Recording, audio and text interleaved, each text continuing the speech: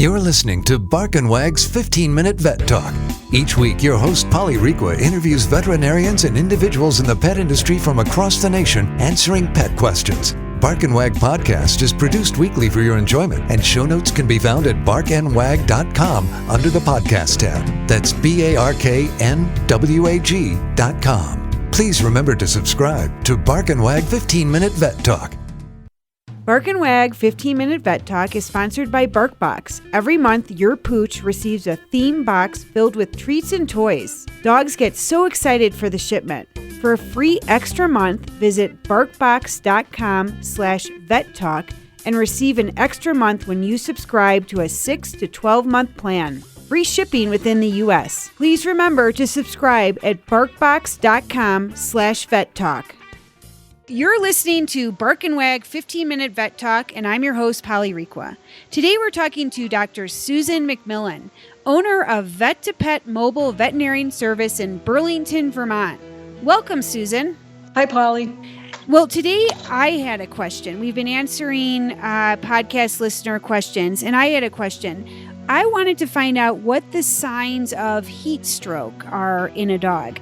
So over July 4th, my 12-year-old and I did a 14er.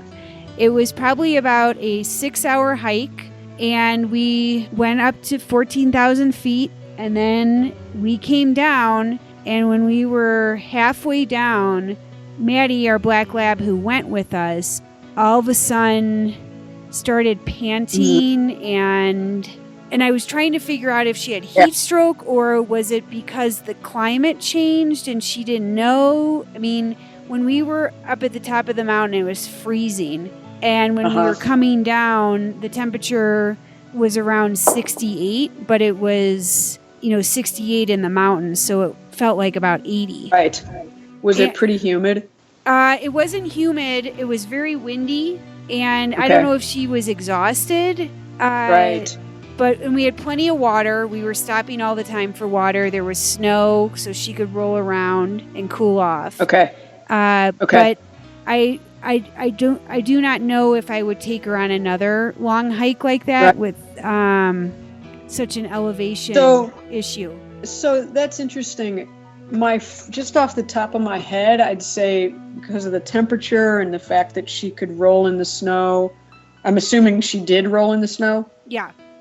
Okay. So I'd have to say that I suspect maybe it was not heat stroke, but my first thought is I wonder if maybe it was just that she hadn't worked up to such a long hike. In that case, your idea that she was just exhausted, that might have been the problem, in which case I wouldn't quit hiking with her. I would just, do some more intermediate hikes before you do such a long one. Yeah. Because you guys were probably pretty wiped out too. Yeah.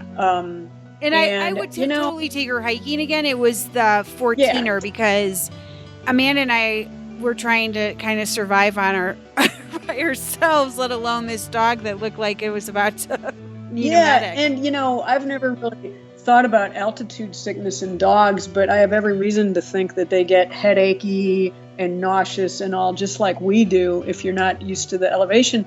But she didn't act that way at the top. She acted that way when you guys were like halfway back down. Right. So she was getting back down to a better altitude. But in any case, let's pretend she was maybe having heat stroke. I don't think it was. She's not a candidate for it, except that she's black.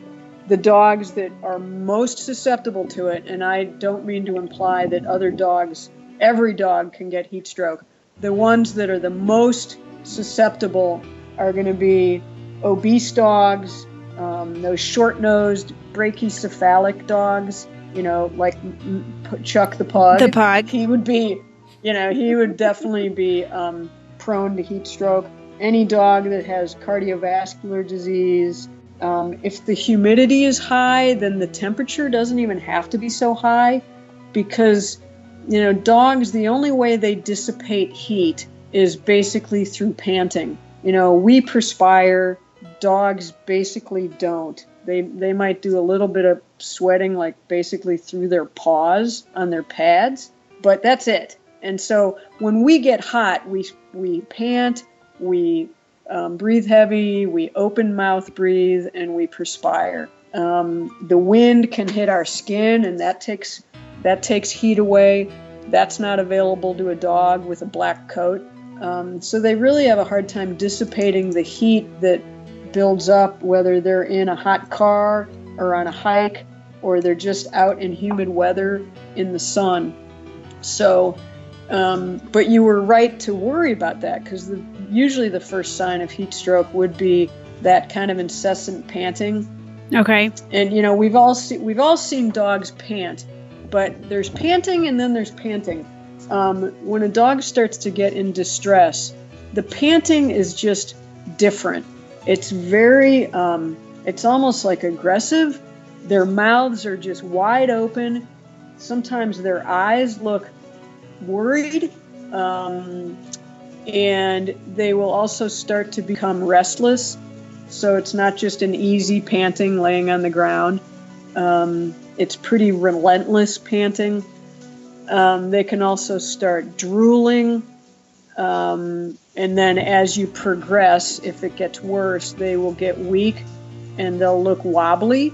They'll look kind of almost like they're drunk, or we call it ataxia, when you walk and you're wobbly.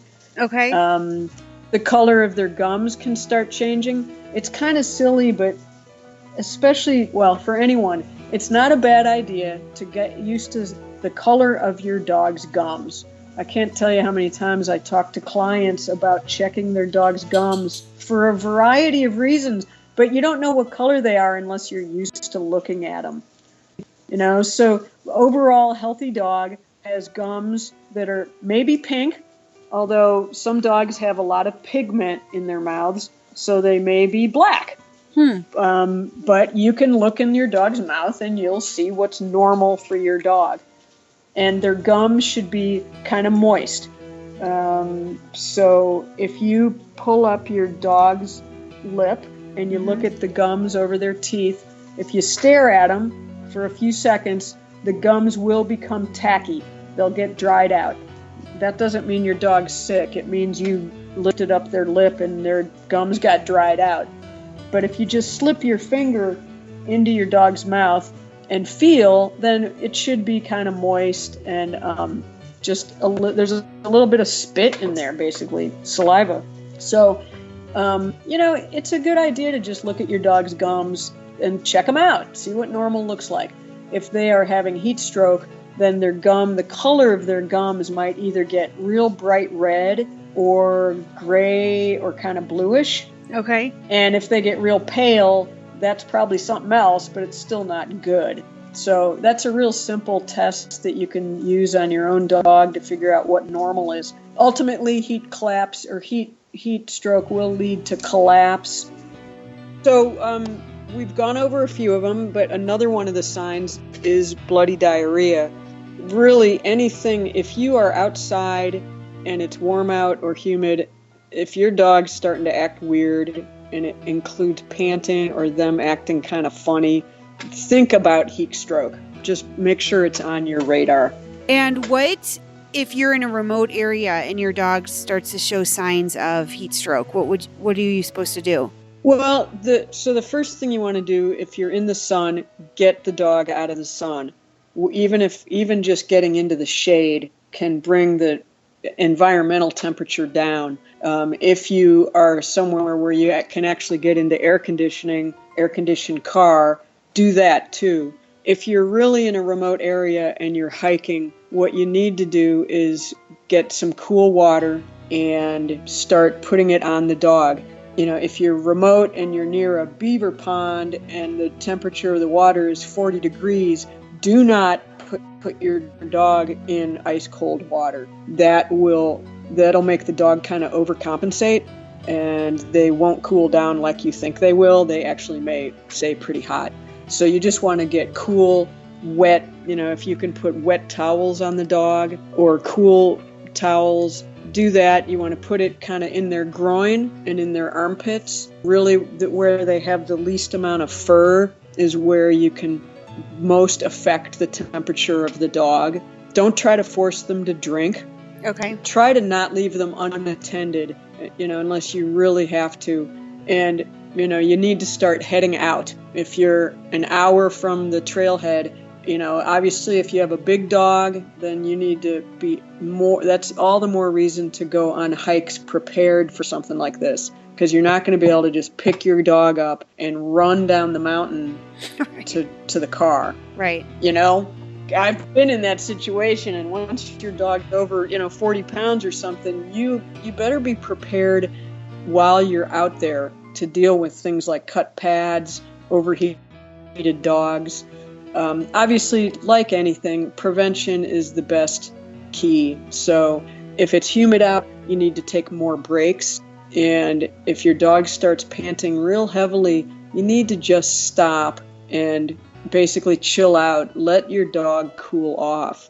And then you need to get to the vet. Once the core temperature, a dog's normal temperature is up to about 102.5. That's totally normal. And if they're running around in the sun, it probably easily hits 103, maybe 103.5, just like our temperature goes up. But once you get up to like 106 and beyond, you start getting really serious organ damage and then multiple organ failure. One time when I was doing sled dogs, I saw a dog with a temperature of 109. Oh. And that's pretty catastrophic. That's just, and it happens fast. So it's definitely something to be aware of. And, we talked about this earlier, but the overweight dogs, the black dogs, the short-nosed dogs, an older dog who has a heart condition, those are all dogs that are really more susceptible to this. And then your best bet really is going to be more to avoid the situation. You're not going to take an obese, short-nosed pug on a long hike and just kind of hope that she does okay. Yeah. Sure. Or he. Sure. Right. What do you mean I have to leave the air conditioner? Yeah, right. But I'm glad you asked about this because it is a problem. And again, I'll say that one of the places it happens more often than hiking is when you leave your dog in the car to run inside and do something at the shopping mall or the grocery store or whatever. You that's leave that whole other podcast. Car window open. Yeah. Right. But that's the most common time that this happens. So, okay. Everyone got to be careful. Well, thank you very much for being on the podcast, and we look forward to having you back. Okay, thanks, Polly.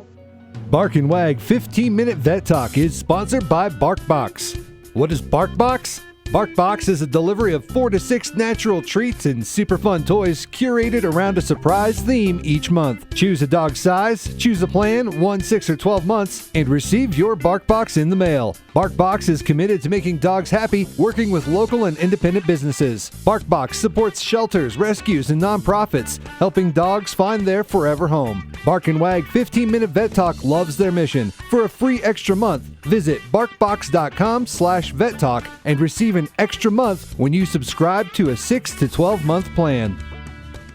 Hi, this is Kirsty with Dog Training Camp USA, and you just listened to Bark and Wag's 15-Minute Vet Talk, sponsored by BarkBox. My dogs love BarkBox so much. When it gets here, my dog Lana runs outside with me, and I let her carry the box in and open it up. And my favorite thing about it is that it's always a surprise theme. So I wait every month just to see what it is. And there's some really cool treats and toys in it. If you sign up for BarkBox for 6 or 12 months, you can get a free month, free box delivered to your house. Just visit barkbox.com/vet talk. Thank you for listening to Bark and Wag's 15-Minute Vet Talk. If you like what you just heard, we hope you'll pass along our web address, www.barkandwag.com, to your friends and other pet owners. Have a pressing question for a veterinarian? Ask your question at barkandwag.com under the podcast tab. This has been a KFR production.